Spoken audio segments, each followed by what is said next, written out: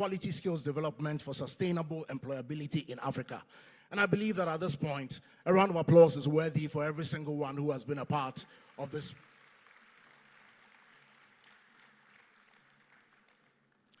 As Nov's policy as far as education in Ghana and indeed its contribution on the African continent is concerned, it's been ably and passionately spearheaded by the Honorable Minister of Education. And this day, as we gather together for this official opening, it is with joy and pleasure, ladies and gentlemen, that I'd ask respectfully that we put our hands together and acknowledge the Honorable Minister for Education, Dr. Osei Yaw Adutwum, who is also representing His Excellency the President of the Republic. Thank you very much for joining us. We're truly grateful.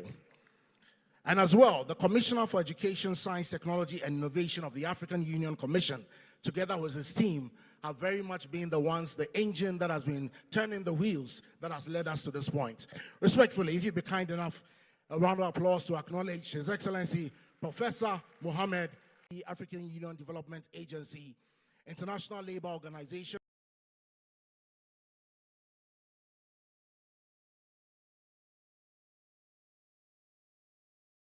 And we're also delighted to have with us as well the Honorable Deputy Minister of Education in charge of TVET in Ghana, Honorable Professor Kingsley Nyarko is with us this morning. A round of applause as we acknowledge Honorable Nyarko is with us this morning. A round of applause as we acknowledge Honorable Muyingo also with us as well. We would like to as well acknowledge the Honorable Deputy Minister of Technical and Higher Education for Sierra Leone, Honorable Sojo Kamara, also with us.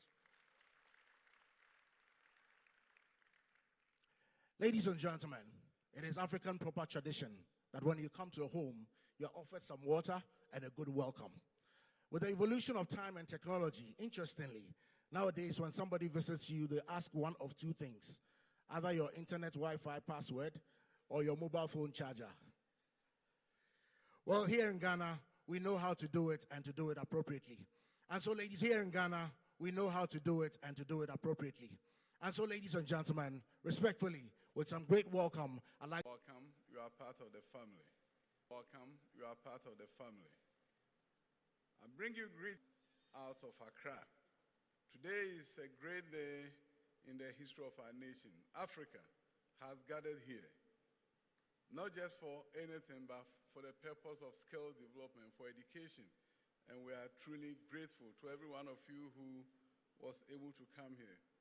Your Excellency, the AU Commissioner for Education, Science and Technology, diplomatic corps from the Ghanaian society here, other excellencies from around the world who are gathered here today, ministers from various countries here in gathered, educational students who are here, our friends from the media, all other protocols duly observed, as they say in Ghana. Thank you so much for making it here and for coming here so that we can all dialogue together to tell the African story, to learn together, to look at where we go from here. The world is changing in front of us. We are in the 4th industrial revolution and things are changing rapidly. The World Economic Forum, their report for 2023, underscores the fact that 23% of jobs will change by 2027, with 69 million new roles anticipated and 83 million existing positions expected to be displaced. When you read reports like this, you have to ask yourself, when there's a net loss, who suffers the net loss the most? Of course, your guess is as good as mine. We may, in Africa, suffer the net loss. But it's not too late. We have to do something about what the situation is. So in as much as we are all focused on TVET education, and you hear it a lot, I believe that we have to look at STEM and look at it critically. The innovation that comes with STEM is what will power TVET to make Africa relevant, so that we don't continue to become consumers of the technology from the West. If you digitalize your economy, rightly so, we are doing that in Ghana, and you have a very weak STEM education, all the new digital tools, the software that will be developed is going to be developed somewhere for your consumption. So obviously, you're going to have the net loss as anticipated by the World Economic Forum. It means that the people have grown wary of politicians. Sometimes they think we don't tell them the truth, we say everything to get elected. So as a politician, I get it. And these days, I don't spend too much time just talking. I show evidence. I believe that when I show evidence, then it really communicates to the people that critical thinking, problem solving, creativity, and innovation, communication and collaboration, emotional intelligence and other empathy issues, time management and productivity, leadership and entrepreneurship. These are soft skills that our youth must possess. And once they possess the Industrial Revolution, this era is also Africa's era. We have to leapfrog inequality. We have to really, how do we make sure that buildings, as you see here, this is a typical of public schools, will be a thing of the past.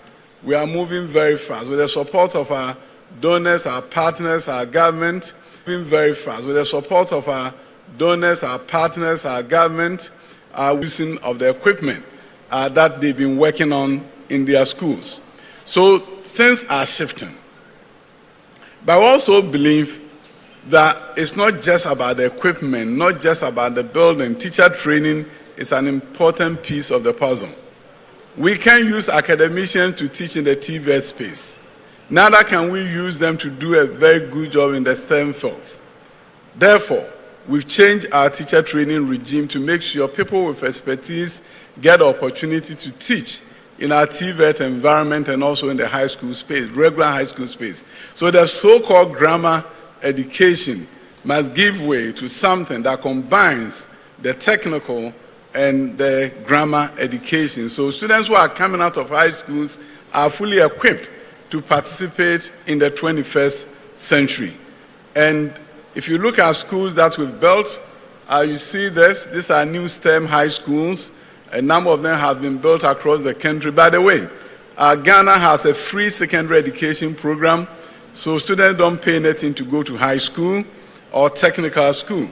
And in these schools, 70% of our students are in boarding school, which means we feed them 3 times a day. So it's a very expensive proposition, but the government believes that if we do not change today, the future will not change. And therefore, great secondary education, the barrier to education was felt more by the girls. For every 100 boys who were enrolled in high school, we only had 68 girls enrolled. Parents were making the decision as to whether to enroll the boy or the girl, to pay for the boy or the girl. And all the time, they chose the boy over the girl. But today, for every 100 boys, we have 106 girls enrolled. So Ghana has been able to attain gender parity, but I also want to make sure we have gender opportunity, which is to say that there shouldn't be any job set aside as gender as for boys and girls are not. So we are looking at heavy machinery in technical education, promoting girls, promoting it for girls to get in. We are building STEM schools for girls. 100% of the students enrolled in those schools are girls. So nobody will tell them you can't enroll in engineering and the boys should be in engineering. So these are some of the schools in Ghana that are for girls and they are focused on STEM education. When you go to these schools, you're going to see girls doing engineering, biomedical sciences, and by the way, aviation and aerospace offered in our high schools. Show you a picture of a girls' high school where they are doing aviation and aerospace, building drones and flying drones, all girls squad.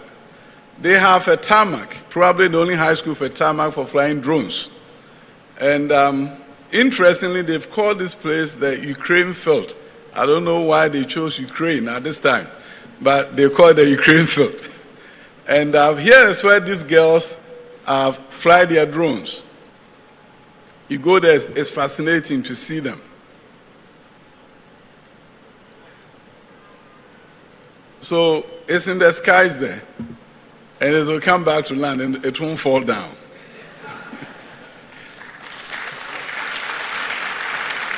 So if you give girls the opportunity, they will do some marvelous things for you. You see, in fact, after they did this, they just became so fascinated with inventions that they decided that they would do a remote control boat and deploy it on the Atlantic Ocean. STEM students have to do TVET, they have to do woodwork and metal work in order to be able to design the boats. In fact, the Navy of Ghana helped them in terms of really trying it for them to make sure it's stable and to survive on the ocean. They redesigned and took it back to the Western Naval Command in Sekondi Takoradi in Ghana, and they deployed it on the ocean.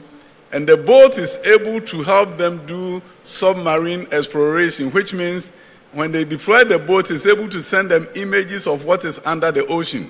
So the girls will sit there, check their iPad, and they are able to know what is going on under the ocean. The student will stand up for me.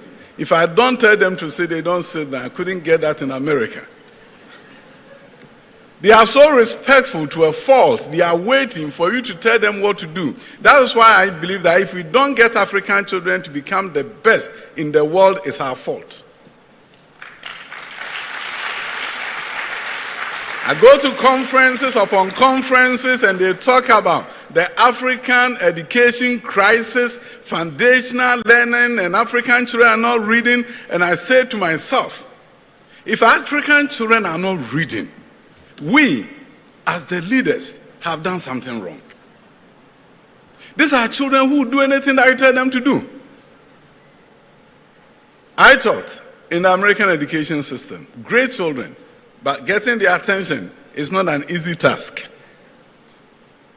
One day I walked into my class and a student walked in, started sleeping early morning. I went and woke him up and said, "Hey, get up, Johnny, get up." And he said, "Am I bothering you?" I said, "Johnny, you are not paying attention." He said, "Look at all the children there who are talking whilst you are teaching. Am I bothering you?"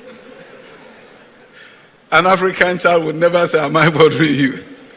He would just thank you. "Oh, thank you for waking me up." So if this child cannot be the best in the world, then something is wrong. And that something that is wrong is what we are trying to stop and to make sure that we can truly lift African children up. We are changing the learning environment, but also have to change the way we relate to them, the way we teach them, the way we make them feel comfortable in our presence, so that they will know that we are there for them, and together we will change our nations. This is a high school environment where students are doing science. All the equipment that you need is there. Why can't I get this child to be the best in the world?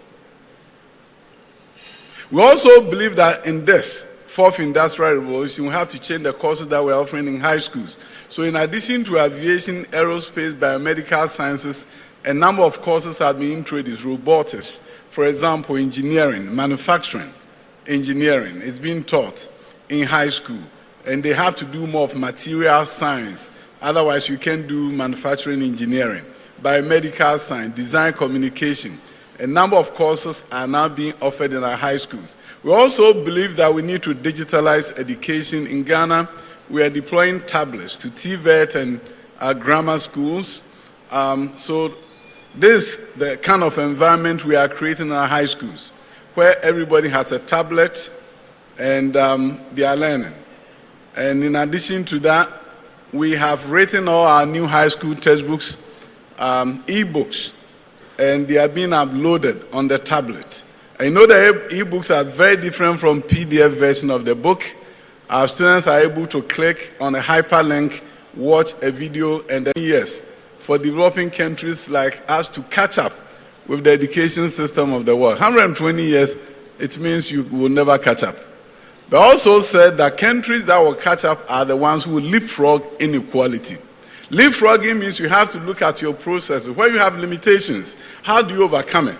When Ghana introduced the free secondary education, we had limited facilities. You are moving enrollment from 800,000 to 1.4 million. How do you build schools fast enough to accommodate them? We couldn't. So we turned to what in the US we call year-round schools. If you have a school that takes 1,000 students, you increase enrollment to 1,500. You divide them into 3 cohorts. 2 of them are in school at any point in time, and 1 is on vacation.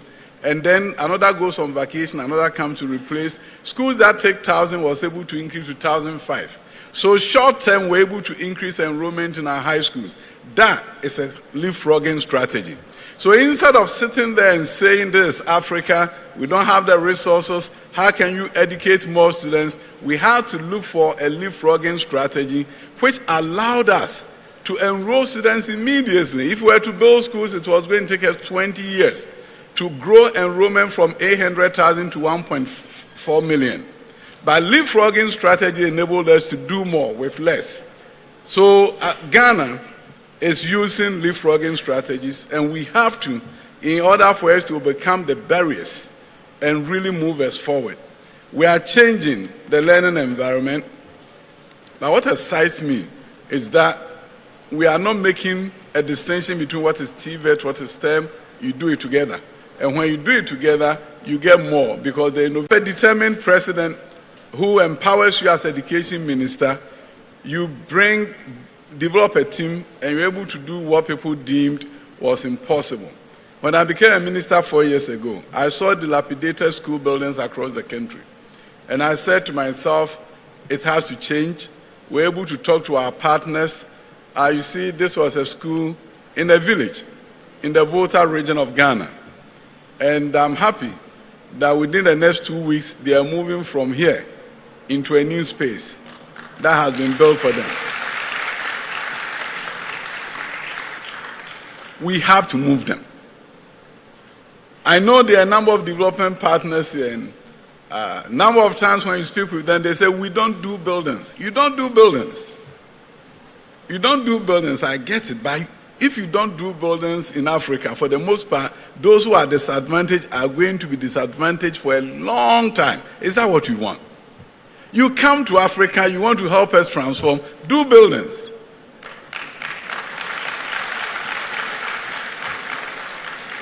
You bring $100 million and you tell me I don't do buildings. I'm going to train your teachers. Thank you for training my teachers, but you are training them to go into a building with roof that is leaking.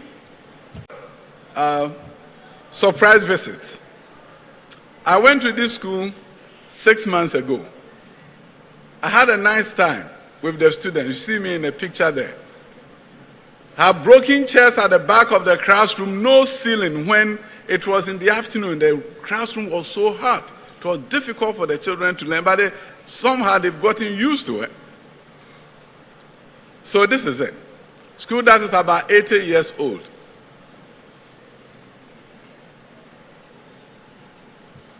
I left there thinking that something has to change. And today it has changed. Said to myself, the closest school to the Ministry of Education cannot be this. And with that fierce determination, we're able to find the money to change this school. Next week, we'll fully commission it. I want Ghanaians to know that change is possible. I want us, Africans, to know that change is possible.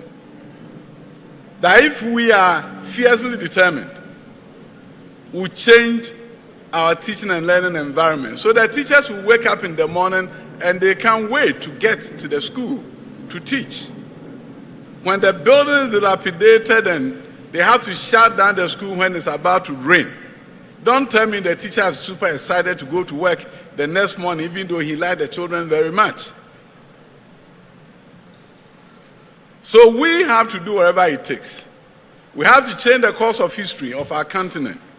We have to put children in better learning environment. And we need to make sure they acquire 21st century skills in order to survive in this competitive world that we find ourselves in.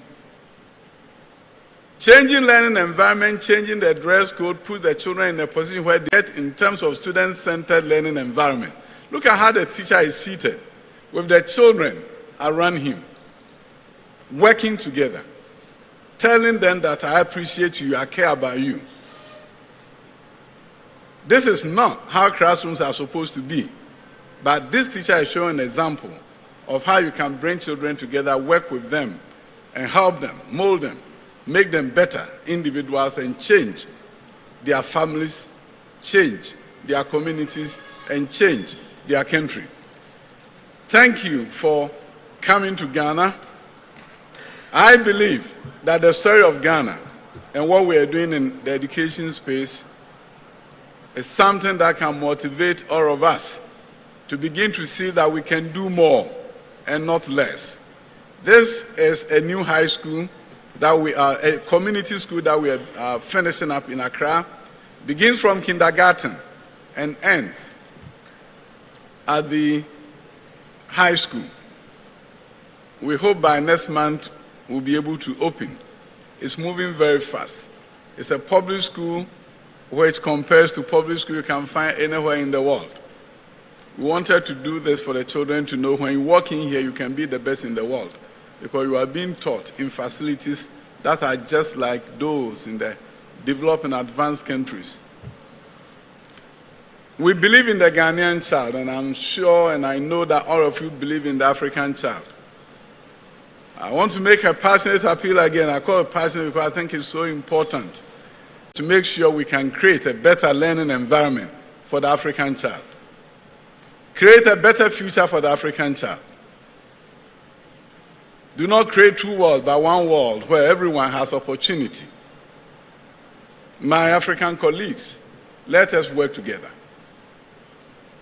Because it's disheartening and difficult when you attend all these conferences and they are talking about the African child and the precarious situation the African child finds himself in. I'm sure, ministers, you heard enough of it. Now it's time for action. Let us change our country. Let us change Africa. Let's change the world. Thank you.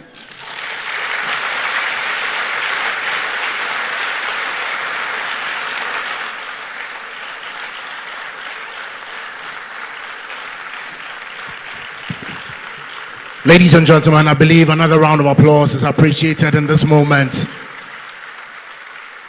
Dr. Yaosei Edichum is the Minister of Education for the Republic of Ghana. Thank you very much. Ghana Dance Ensemble, National Theatre, the floor is yours.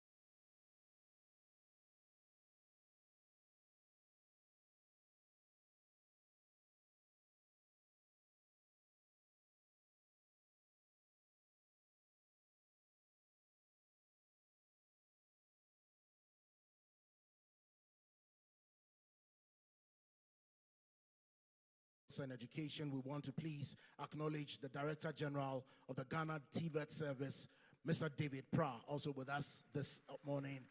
Thank you very much, sir. We're truly grateful. And so at this point, it's important to anchor all of our engagements this morning in relation to the African Union Commission, particularly in respect of the Department of Education, Science, Technology, Innovation.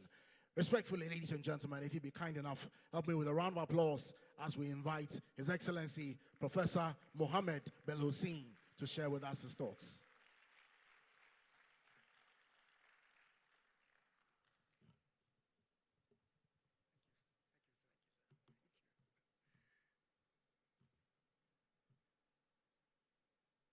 Your Excellency, or Honorable Minister Dr. Osei Adjuntoun, Minister of Education of Ghana,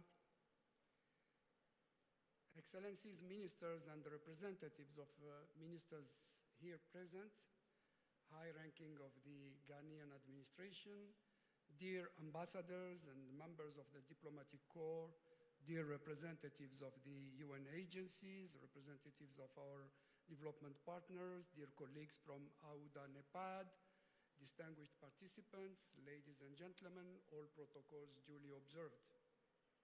It's a great pleasure for me to be back here in this beautiful city of Accra, Ghana, to commemorate the Africa Skills Week 2024. I'd like to thank the government and people of Ghana for hosting us and for the very warm welcome. I thank also all our partners and sponsors, both international and the national sponsors, which supported the organization of this big event. It is indeed a momentous occasion that celebrates the incredible potential of our people, our youth, and the critical role skills development plays in shaping the future and the integration of our continent. The Honorable Minister has always truly inspirational speeches. In opening a meeting on TVET, he brought us to think first and foremost about the foundations of any meaningful TVET policy, which is STEM education. I fully support, obviously, all what you said, Honorable Minister. We believe in the importance of STEM education, to the extent that we are preparing with our precious partner, UNESCO, an important forum on STEM education that will take place in Addis Ababa on the 27th and 28th of November 2024. This is another part of the implementation of our roadmap for implementation of the theme of the year 2024, which, as you know, is all about education. Honorable Minister, you spoke also about infrastructure, and you called upon our partners to support us to have more modern or rehabilitated infrastructure. Yesterday, when I paid the courtesy call to you, you mentioned we cannot make our generations fit for the 21st century with infrastructure of the 19th century, and we fully agree with that as well.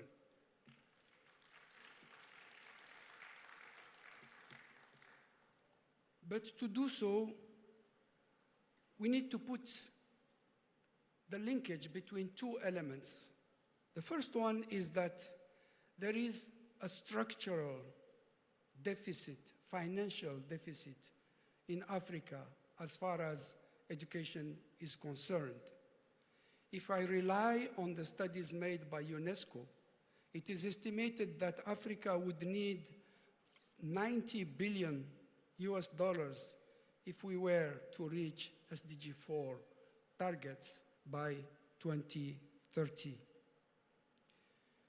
And for this, I think that we need also to really bring our hands all together to advocate for this additional financing that is needed to make sure that our education systems are uplifted to the level we want them to reach in the few next years. So mobilizing more resources and investing in infrastructure are key. The Skills Week 2024, I wanted also to mention the other point which I usually make, which is the current evolution of the demographic growth in the world. In that, all regions of the world are witnessing a negative trend in terms of demographic growth. Some countries are not even renewing their basic population. If you go to 100 million children, 100 million are not attending any educational facility, be it TVET or be it normal education. So, and this mass of youth with their energy, with their potential, are going to be the workforce, not only for the continent in the next 20 years, but for the world, because in other places, you don't have young people. You will have to tap on this big mass. So helping Africa and investing in the youth of Africa is investing in the workforce of tomorrow globally, not only for Africa.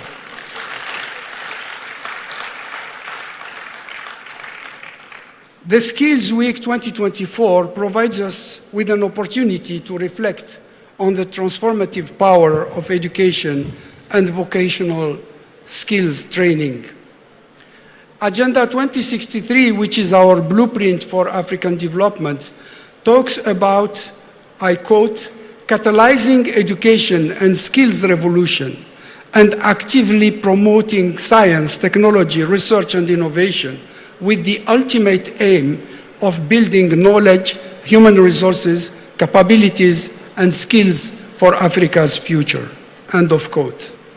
And in its call to action, Agenda 2063 emphasizes the need to strengthen TVET through scaled-up investments, establishing high-quality TVET centers, and fostering more significant links with industry and alignment to labor market.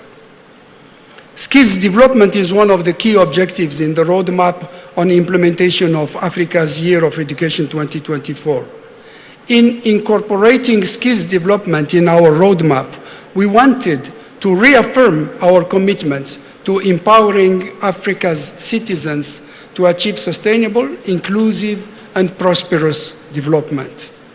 You will agree with me that more has yet to be done, and that's why we are dedicating a week, the Africa Skills Week, to reinforce the need to be concrete in our deliberations, just as the Minister said before. We are also all aware that Africa is experiencing an unprecedented demographic shift. I just mentioned that. And the projections say that hands most likely to drive transformation. This will include big data, cloud computing, AI, and sustainability issues, particularly climate change and environmental management technology. Second, the report says that employers estimate that 44% of workers' skills will be disrupted in the next 5 years. 44% of the workers' skills will be disrupted in the next 5 years. Cognitive skills will continue growing in importance, reflecting the increasing importance of complex problem solving in the workplace. The third element is investing in learning and on-the-job training and automating processes are the most common workforce strategies which will be adopted to deliver their organization's business goals. The report further emphasizes that businesses see skills gaps in the labor market as the foremost barrier towards achieving industry transformation, and investing in learning and training on the job is the most promising workforce strategy for achieving business goals and maximizing business performance. While Africa has made strides in education and training, We are acutely aware that many of our young people remain unemployed or underemployed due to a mismatch between their skills and labor market demands. This mismatch underscores the urgent need for us to prioritize technical, vocational education and training, TVET competencies, and that they are available for the continent's present and future. Although governments have a bigger role in investment in skills development, the industry and the private sector also have a crucial role to play by creating pathways for skills acquisition through apprenticeships, internships, and mentorship programs.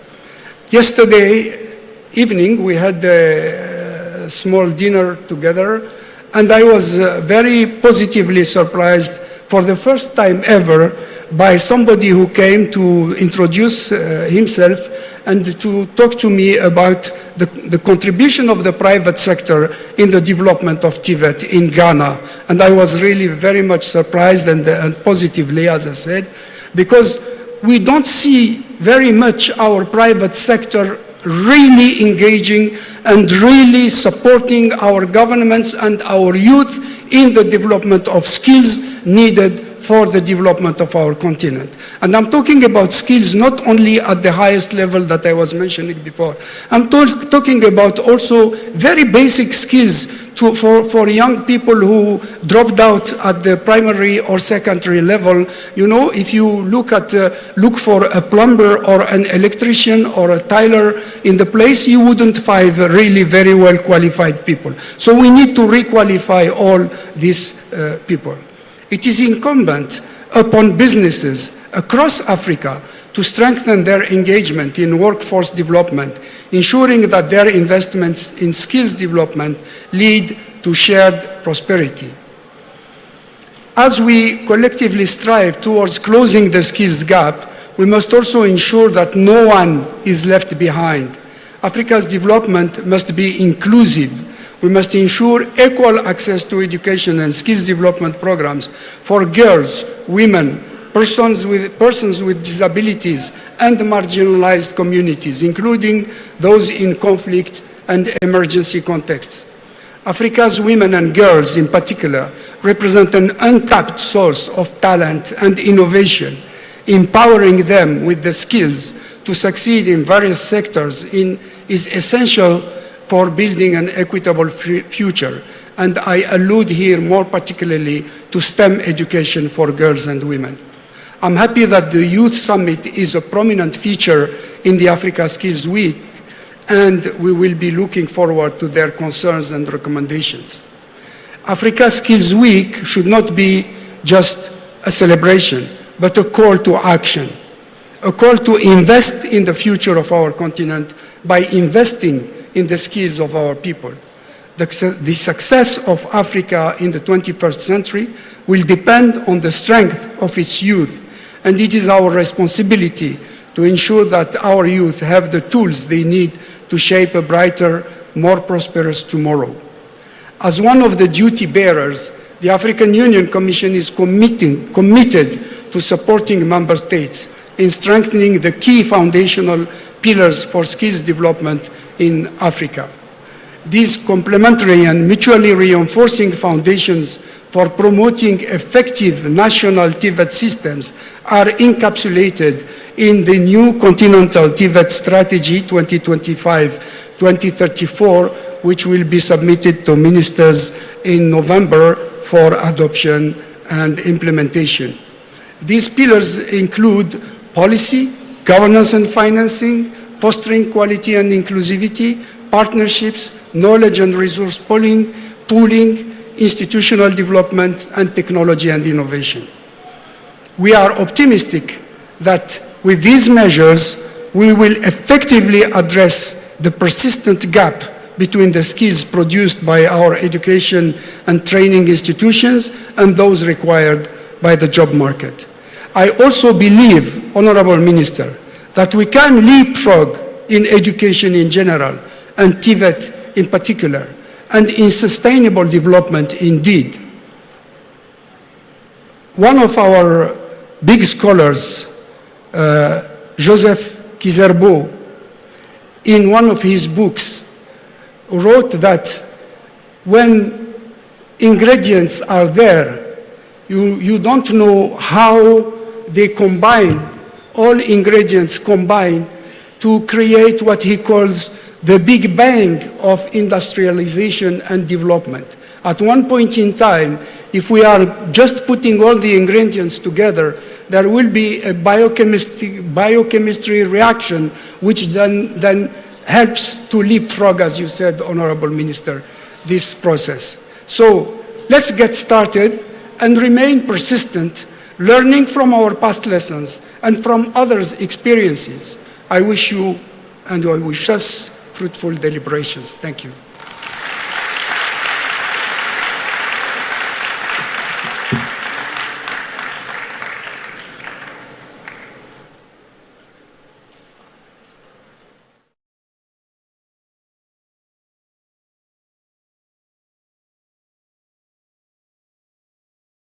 Thank you very much, Your Excellency. We're truly grateful. And so, ladies and gentlemen, we're just coming to the official closing of our opening ceremony. Very briefly, very shortly, I'll be inviting the Honorable Minister to officially declare it open. Thereafter, I'll progressively invite different groups to join the Honorable Minister on stage for a few photographs. Once that is done, they proceed back, and then the Ghana Police Service would support us in observing the national anthem. After the national anthem, respectfully, our principals will be ushered through to the exhibition area, and the rest of us will take the opportunity to have a 15-minute coffee break. After the coffee break, we would reassemble here for the ministerial dialogue session, which will be moderated by His Excellency Professor himself. And so, respectfully, ladies and gentlemen, once again, if you'd be kind enough to support me as we invite the Honorable Minister of Education, Dr. Osei-Yaw Edichum.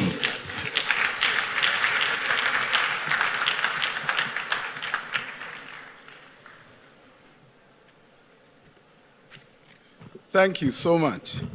First of all, let me acknowledge our sponsors for the support provided us, which made it possible for us to hold this event. Then ILO, International Labour Organization, we are grateful to you. GIZ, we are truly grateful. UNESCO, KFW Bank, we are grateful. The World Bank, Ghana, we are very grateful. And TTAL through via MasterCard Foundation, we're also very grateful for your sponsorship. Now, I thought I was declaring open. No, Commissioner should join me. This is your event. Come and let's declare it open together.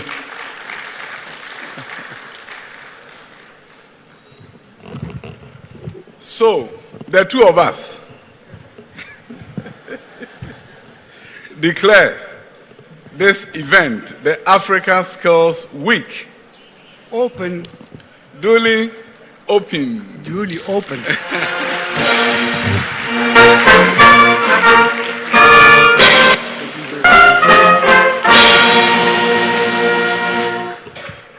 And so respectfully, as the Honorable Minister, together with the Honorable Commissioner, takes a shot, following that, I would invite all ministers and deputy ministers, together with ambassadors and high commissioners, to please join them.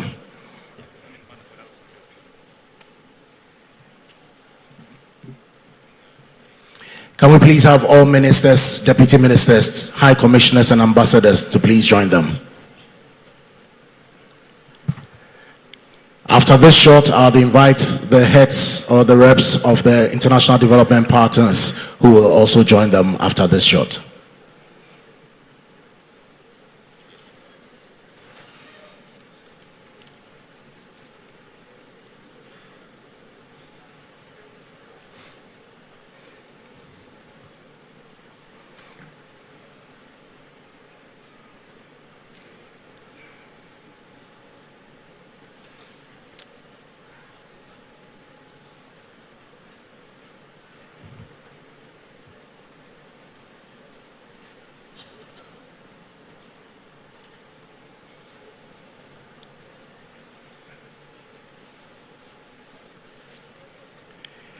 Respectfully, if we have heads or representatives of our international development partners, please join us at this time.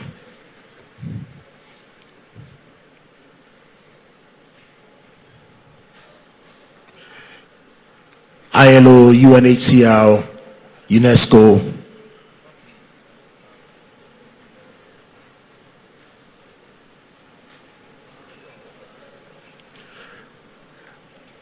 Respectfully, Mr. Mike Seth Owusu. Mike Seth Owusu, if you are in the hall, respectfully, please make your way to the side so that an issue can be attended to. Mr. Mike Seth Owusu, please make your way to my right side. Thank you.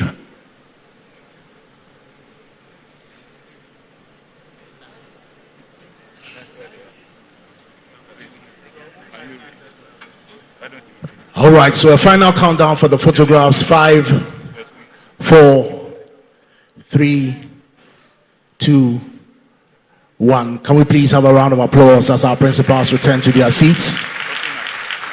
And as they return to their seats, respectfully, if we may all rise together.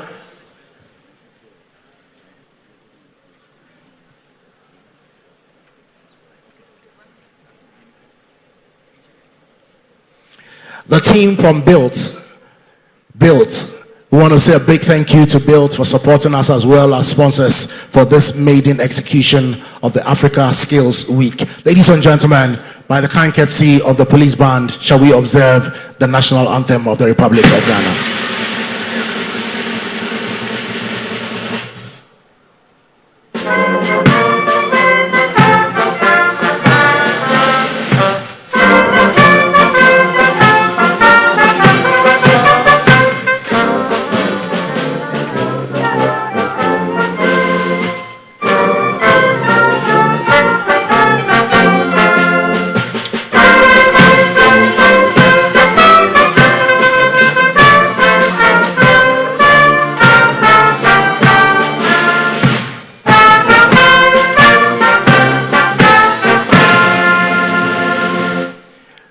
That was the AU anthem.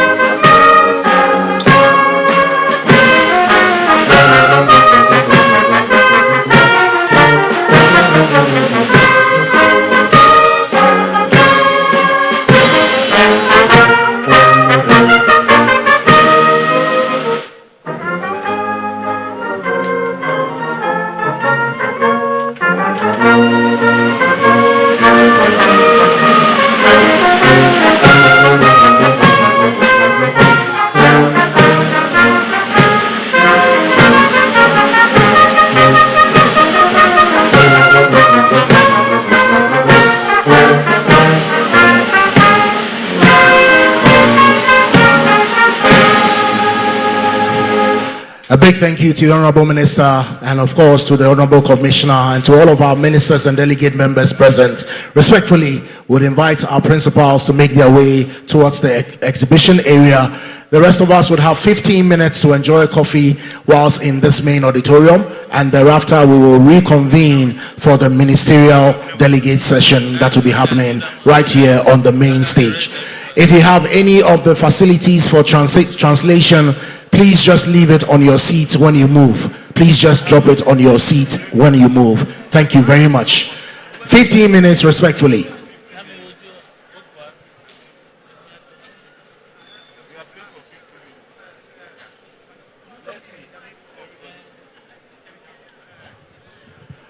As you enjoy coffee in preparation for the ministerial dialogue session, please take note that this evening we as well have our welcome dinner. Our dinner event at the Avenue Event Center this evening for the welcome dinner engagement. 15 minutes, we reconvene for the ministerial dialogue session. Thank you very much.